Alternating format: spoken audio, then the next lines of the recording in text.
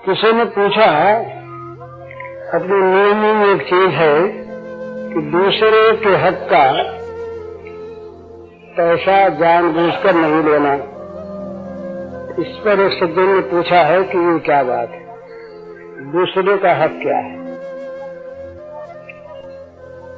तो आज के जमाने में तो इस बात पर, दूसरे के हक की बात पर कुछ समझना ही बेकार है। जो अपने न आ सके वो अपने हक का नहीं, बाकी सारा अपने हक का। आज तो ये चीज है कि किसी प्रकार से भी हम ले सकें वो सारा हमारे हक का, न ले सकें न पा सकें उपाय नहीं, वो अपना दूसरे का हक का हो रहा। आज तो हमारी ये हंसने की दशा नहीं, रोने की दशा है। एक ऐसी कथा आती है, एक कोई राजा रहे, सत्संगी अच्छे पुरुष। एक दिन बात किसी संत से हो रही थी, भाई हक क्या चीज है, हमें कहीं हक की रोटी मिल जाए भाई पवित्र। तो संत ने बताया कि तुम्हारे इस शहर में अमित मोहल्ले में बुढ़िया रहती है। वो बुढ़िया है तो बड़ी गरीब, पर वो बुढ़िया अपने हक का खाती है, उसकी रोटी हक की होती है, तुम वहां जाओ। राजा बड़े गुणग्राही थे, उत्सुकता थी जानने की, हक समझने की। तो पहुंचे बुढ़िया के पास। बुढ़िया से बोले, मैया मैंने सुना है कि तुम हक का खाती हो और तुम्हारे यहाँ हक की रोटी मिल सकती है, तो मैं उसे मांगने आया हूँ, अगर दे दो हक की रोटी पवित्र हो जाऊंगी। तो बुढ़िया ने कहा, बेटा एक रोटी मेरे पास है जरूर, पर वो आधी हक की है आधी बेहक, पूरी हक की आज नहीं है। कहा, ये पूरी हक की और आधी हक की का क्या अर्थ? तो बुढ़िया कहती है कि मैं सूत काट कर उसे बेचती हूँ, जितने मजदूरी के पैसे मिलते हैं उनसे मैं अपना काम चलाती हूँ। मैं समझती हूँ मेरे हक का, मेहनत करके किसी दूसरे पर किसी प्रकार का कोई बोझ न डालकर मेहनत का पैसा मैं कमा कर खाती हूँ, काम चलता। एक दिन एक जुलूस जा रहा था, शाम हो गई थी, मुझे दिया जला लेना चाहिए था। तो उधर से जुलूस निकला, उसमें मशालें थी, तो मशालों की रोशनी यहाँ पड़ रही थी, तो मैं दिया जलाया नहीं, उस रोशनी में मैंने सूत काट लिया। जितना सूत मैंने उस रोशनी में काटा उतना मेरे हक का नहीं, ये बेहक है। तो राजा को समझ में आया कि हक की चीज। हमारे यहाँ तो ऐसी बहुत चीज। महाभारत की एक कथा है, हमारे दो बड़े भारी महर्षि हुए स्मृतिकार, बड़े कट्टर, इतने कट्टर जो जिन लोगों ने समय पर न पहुंचने के लिए दंड रखा था, उन सब भोज के यहाँ तेल के कड़ाहे में डाल दिया जाए निश्चित पर ना हो। तो जैमिनी सुवेद की कथा है, सुधनिया को डाला गया था उसमें। तो इतने बड़े कट्टर थे, शंख और लिखित, दोनों में बंटवारा हो गया। बड़ा सुनिएगा ध्यान से, आज का युग और उस जमाने की चीज। शंख और लिखित दोनों भाइयों का धन का, मकान का, जमीन का था ही क्या, जो कुछ था बंटवारा हो गया। दोनों भाइयों में बहुत बड़ा प्रेम, एक दूसरे के लिए प्राण देने को प्रस्तुत। बंटवारा हो गया तो क्या हुआ, भाई है। एक दिन छोटे भाई ने बड़े भाई के बगीचे में से एक पेड़ से एक फल तोड़ लिया, खा लिया। जब बड़े भाई आए तो उनके पास जाके कह दिया कि मैंने आज आपके बगीचे में से एक फल तोड़ के खाया। बड़े प्रसन्न हुए, भाई ने खाया और क्या चाहिए।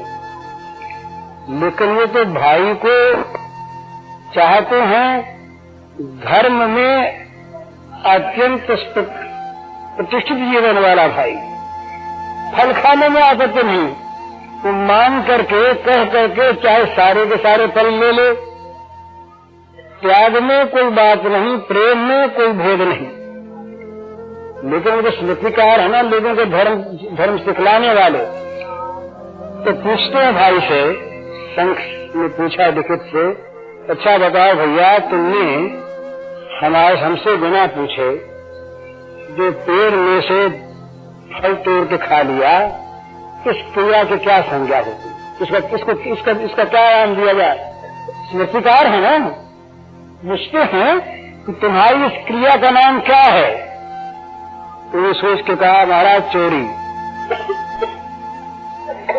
बंटवारा हो चुका, आपकी संपत्ति है, बिना आपसे मांगे बिना लिए अपनी इच्छा से ले लेना चोरी है। तो कहा फिर चोरी का दंड क्या होता है? किसी से पूछते हैं, कहा चोर के हाथ कटवा दिए जाए, वो दंड होता है। तो जाओ हाथ कटवा के। कितनी भीषण बात है। आज के युग का आदमी इस बात को समझ नहीं सकता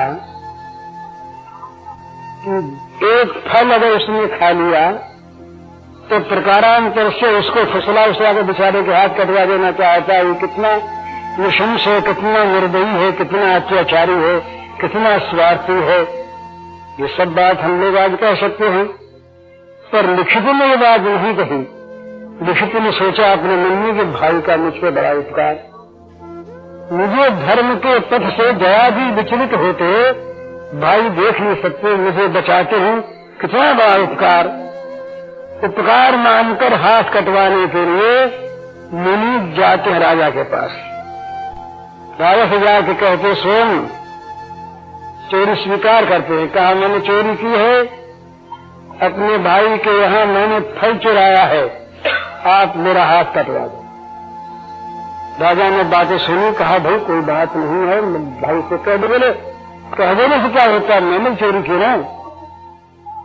तो कहा नहीं ऐसी बात नहीं। तो कहा तुम कौन है ये कहने वाले? स्मृतिकार हम हैं, कानून बनाने वाले हम हैं, तुम्हारा काम है कानून का पालन करना कराना, तुम अपना काम करो, तुम कानून के बीच मत बनो। राजा ने हाथ कटवा दिए। लिखित के हाथ कटवे, कटे हाथ खून बह रहा है, नीले हाथों पूजा हो रही है और मन में बड़ा हर्ष है और भाई के प्रति अत्यंत कृतज्ञता का भाव है कि भाई ने मुझको बचा दिया, आज पाप से बचा दिया। वापस आ गया भाई, बड़े प्रसन्न। मन में बड़ा दुख हाथ कट गए इसका, अपनी हाथ कटे हैं, लिखित के हाथ कटे, शंख के ही हाथ कटे हैं। बड़ी पूजा उनके मन में भाई के है, पर बड़ा संतोष है कि मेरा भाई कितना ये धार्मिक है, मेरे कहने से इसने अपनी भूल मान ली, भूल इसके सामने आ गई और दंड ले लिए। प्रातः काल हुआ, श्राद्ध था पिताजी का। लिखित ने कहा और शंख ने कहा जाओ भैया तर्पण करके आओ। भाई की आज्ञा जानते हाथ तो नहीं है, तर्पण कैसे, अंजलि दी कैसे जाएगी? गए नदी पर गए, जो ही नदी में हाथ डाले हाथ जो के चले। ये हक भीष्म के बुद्धि में भ्रम हो गया। कैसे हो गया? एक कथा जगह आती है कि महाराज भीष्म पिता महज सरसैया पर पड़े हुए धर्मोपदेश कर रहे थे, बड़ी सुंदर सुंदर बातें कह रहे थे। आर्त को किस प्रकार बचाया जाए, कैसे रक्षा की जाए, ये था प्रसन्न। द्रौपदी को हंसी आई। द्रौपदी को हंसते देखकर भीष्म ने देख लिया। भीष्म ने कहा बेटी हंसी क्यों? द्रौपदी सकुचा गई, बताना नहीं चाहती। नहीं दादाजी ऐसे ही। बोले नहीं भाई, कुल बधियां जो होती हैं वो बेकार नहीं हंसा करती। ये कुल बधियों का लक्षण होता है कि बिना काम हंसती नहीं। तुम्हारी हंसी में कोई रहस्य बताओ। का दादाजी बात तो है पर संकोच होता बनी बेटी ने सुनकर बताओ। तो मुझे इस बात पर हंसी आ गई आपके उपदेश पर कि आज आप इतना भारी उपदेश कर रहे हैं, तो जिस समय मेरी साड़ी खींची जा रही थी और मैं रो रही थी दादाजी मुझे बचाओ दादाजी बचाओ, उस समय ये ज्ञान कहाँ गया था? मैं समझती हूँ कि आपने पीछे सीखा। मुझे आपके इस ज्ञान को देख कर किया। भीष्म के आंखों में आंसू आ गए। भीष्म ने कहा बेटी तुम सच कहती हो, उस समय मुझे ये ज्ञान नहीं था, पर मैंने पीछे सीखा ऐसी बात नहीं है। जानता पहले था, पर दुर्योधन का अन्न खा रहा था। वो अन्न बेहद का अन्न था, अन्यायोपार्जित था। पांडवों के स्वत्व को छीन कर उसने अपना आधिपत्य किया था। वो बेहद का अन्न था, उसने मेरी बुद्धि बिगाड़ दी। अब वो इस रण में उसका बना हुआ सारा खून निकल गया, बह गया, अंतःकरण पवित्र हो गया, ज्ञान फिर जाग उठा। अब मैं तुमसे कहूं, ये हक की बात। किसी का भी किसी प्रकार से भी अपने पास हक आ जाए तो ये मानते थे पहले जमाने के लोग कि ये घर में विष आ गए। ये आज तो हम अपने को उन्नत मानते हैं, और यही दुर्दशा इसलिए है हमारी कि बुद्धि हमारी तमसाच्छन्न हो गई है। सर्वार्थान विपरीतांश्च बुद्धि सा पार्थ तामसी। भगवान ने कहा कि उल्टी बुद्धि होती है, तमसाच्छन्न बुद्धि होती है, तब सब कुछ उल्टा दिखता है।